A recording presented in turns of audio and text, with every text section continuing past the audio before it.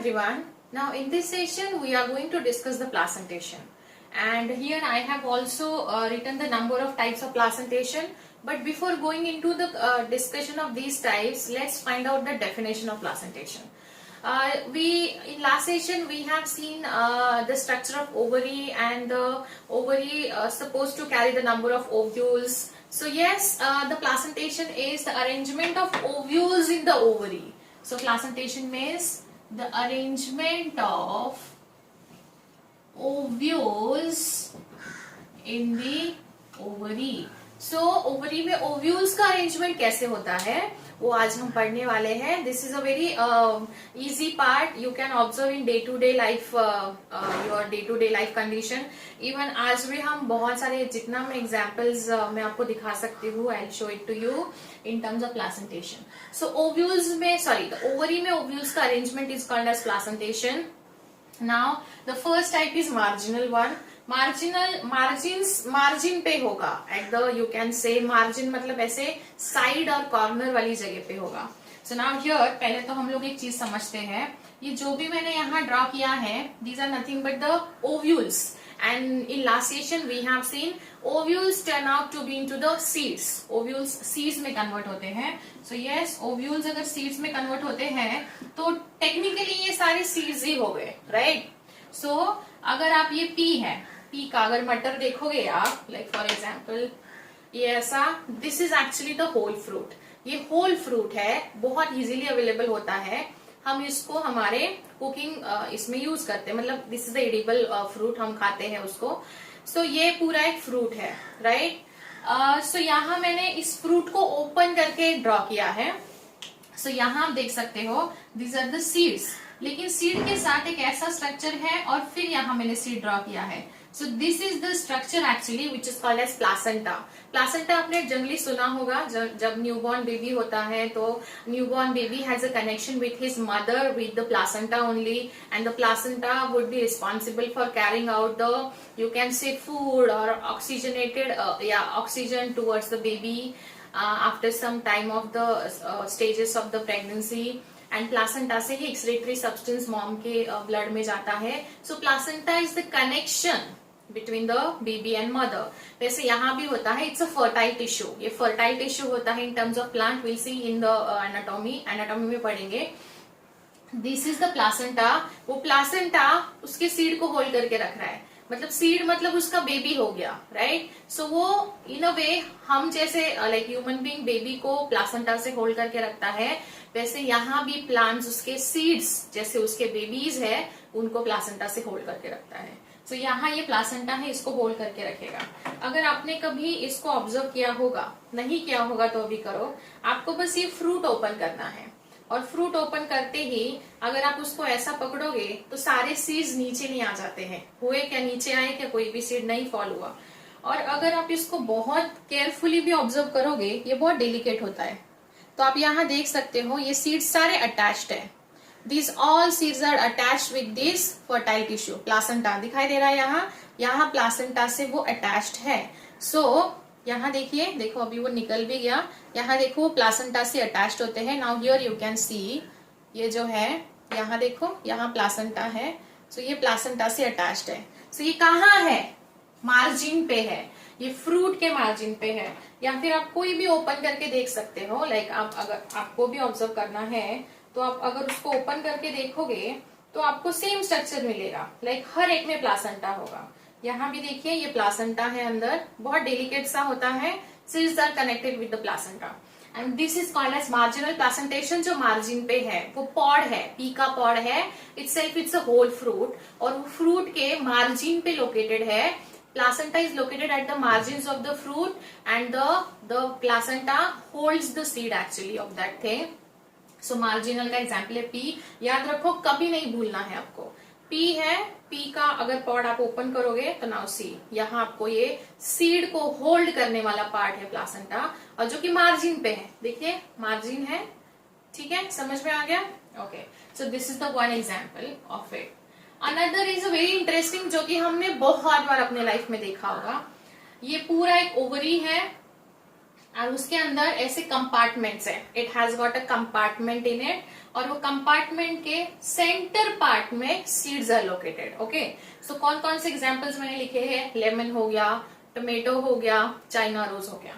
तो चलो, हमारे पास लेमन तो एनीवेज घर में वैसे भी होता है, तो अगर हम लेमन की बात करें, या हाफ कटा हुआ लेमन है, अगर हम इसकी बात करें लेमन की, तो यहाँ देखिए ये सारे सेप्टाज हैं, लोक्यूल्स बने हुए हैं, और उसके अंदर सीड्स हैं। यहाँ देखो बीच में सीड्स लोकेटेड होते हैं। इवन सिट्रस फ्रूट, अगर आपने किसी स्वीट लाइम या ऑरेंज को भी कट किया तो उसके बीच में ही सारे सीड्स लोकेटेड होते हैं, and it has got the septa. अगर मैं इसको ऐसा शो करूं तो सेम डायग्राम दिख रहा है, ये जो सेप्टाज है तो इसके अंदर भी सेप्टाज है, सीड्स देखो अंदर सीड्स लोकेटेड है।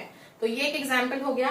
अगर यहाँ नहीं देख पा रहे हो तो टोमेटो में तो बहुत अच्छे से दिख जाएगा। नाउ सी, ये टोमेटो है कटा हुआ, यहाँ से देखो कंपार्टमेंट्स आप देख सकते हो, और ये कंपार्टमेंट्स के अंदर seeds are protected and situated. So ये है। अगर मैं ये भी डायग्राम को यहाँ रख देती हूँ तो भी यहाँ आपको 4 लॉक्यूल्स मिलेंगे, लाइक 4 septa are there, 4 chambers are there, and वो बिकॉज टोमेटो थोड़ा सा बड़ा फ्रूट है। सो these 2 examples are from the exile. Exile मतलब क्या, ये देखने के बाद आप कभी नहीं भूलोगे कि seeds are located in the middle part of the ovary, but then condition is that because यहाँ भी एक दिखाई दे रहा है सेंट्रल में, but then it has a number of compartment. Now see, it has a number of compartment like this. So compartments makes it different in nature. Exile मतलब X यहाँ बीच में रहेगा, एंड दीज आर दी उसके सेप्टास, और सेप्टास के बीच में seeds located है। दिखाई दे रहा है आपको? ओके, सो आप घर पे भी ऑब्जर्व कर सकते हो। इसके बाद ये हो गया एक्साइल, मतलब ओव्यूल्स जो है इसके वो सीड्स ही है ना, टोमेटो के ये सीड्स है जो कि अंदर लोकेटेड है।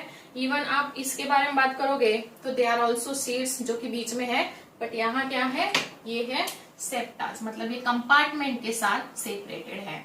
ओके, पपया, पपया और ककुम्बर किसका एग्जाम्पल है, पराइटल का।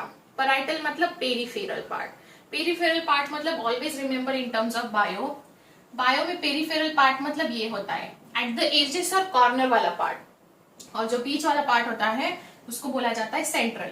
सो this one is called as a central, and ये है पराइटल पार्ट। नाउ सी, यहाँ तो पराइटल पार्ट पे ही सीड्स लोकेटेड है, दिख रहे हैं आपको। इवन अगर आपने कभी पपया खाया ही होगा, कभी क्या बहुत बार खाया होगा, उसको अगर कभी कट किया तो सीड्स उसके अंदर से बाहर नहीं होते हैं, बाहर से अंदर अटैचमेंट होती है उसकी। लाइक मेरे पास आज कुकुम्बर है, कुकुम्बर का अगर आप देखोगे तो सी, यहाँ देखो ये सीड जो है अंदर से बाहर नहीं अटैचमेंट है उसकी, बाहर से अंदर है। देखिए आप यहाँ क्लियरली देख सकते हो, ये कुकुम्बर है जिसको हम खीरा काकड़ी बोलते हैं, और इसका अटैचमेंट यहाँ सीड है, देखो सीड से अंदर गया है।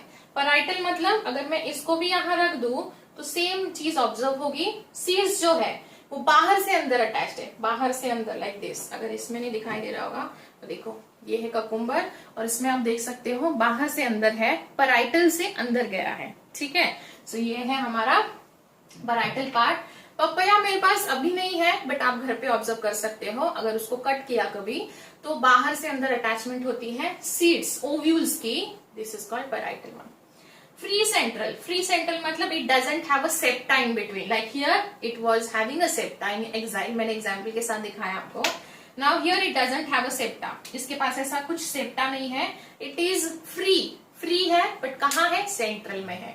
So it's a free central in nature, it is called as dianthus और प्राइमरोस। ये एग्जाम्पल मेरे पास अभी नहीं है, लेकिन कभी अगर मिले तो मैं आपको दिखा दूंगी।